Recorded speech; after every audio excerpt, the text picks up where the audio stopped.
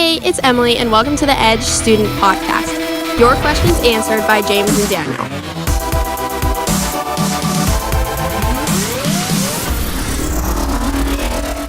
Hey students, welcome to the Edge Podcast. This is Questions Edition. I'm James. I'm Daniel. All right, so we got a question today, and this one, I'm not gonna lie, I've struggled with this one for some reason.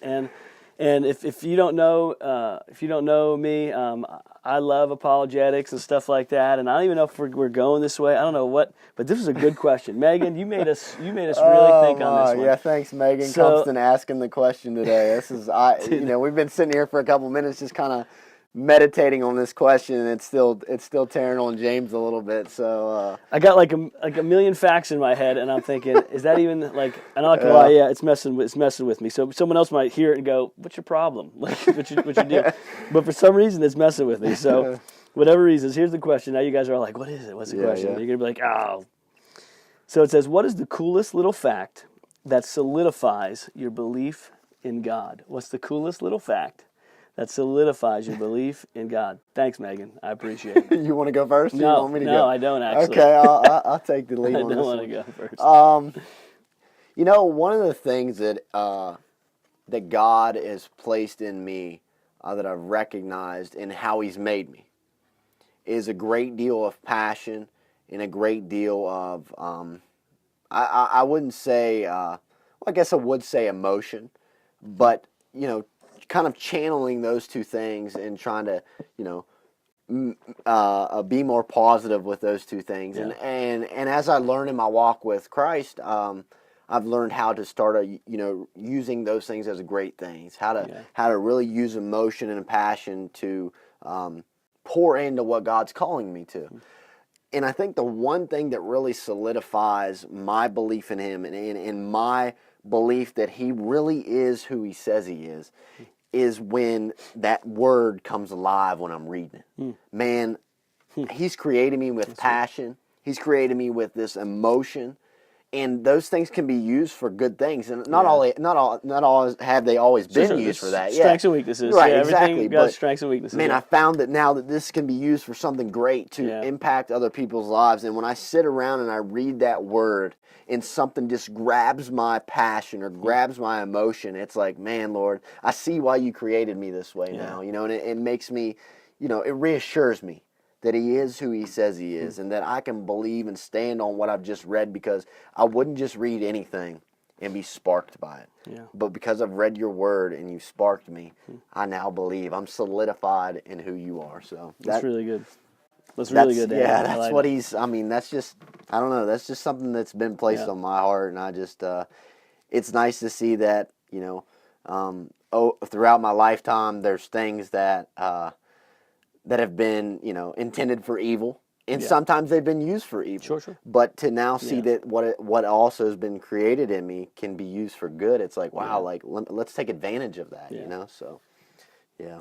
I think, Megan, for me, the coolest little fact that really solidifies isn't a fact or detail in the sense that knowing what we believe and why we believe it fact, like that the moon and the sun is exactly where it needs to be so that there's life on earth, and all those kind of things, but that I once was blind and now I see, that nobody knows better my old life than me and the people closest to me, that I used to be this, and you can fill in the blank, and I've shared my story of what God pulled me from, living on the Jersey Shore, a life totally apart from God, separate from Jesus, didn't care, drugs, alcohol, you name it, on and on and on.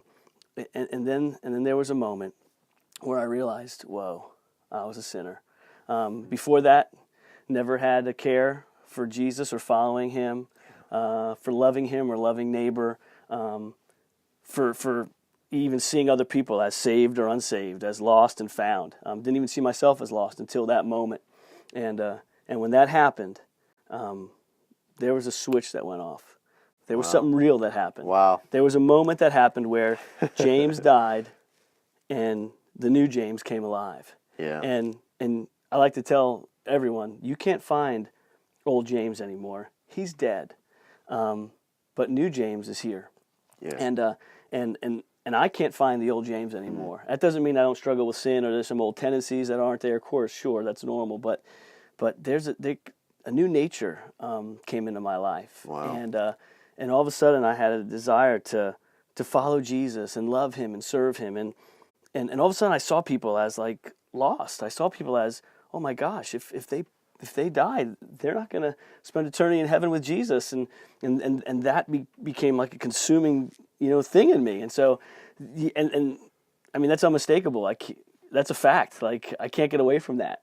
Like, So for me, it was that experience, that personal, real experience of I once was blind, but now I see, and no one can take that away. Yeah. And I'll never doubt that. I'll never doubt that experience ever. So yeah. That's I mean, and I like as you're speaking, and this is like, obviously this is totally not planned. This is just something that God was saying to me, and like James has no idea that that I've been praying this or this was entering into my heart and stuff. But I was praying for Pastor James and Pastor Kevin the other day, and I was praying for them. You're so spiritual, thank you, Dave. I was praying for you guys, and one of the things that God was showing me was to thank him for Pastor Kevin's spiritual heritage, the upbringing of generation to generation. And let people know who some students know who Kevin is. Okay, so Pastor Kevin is is our leader.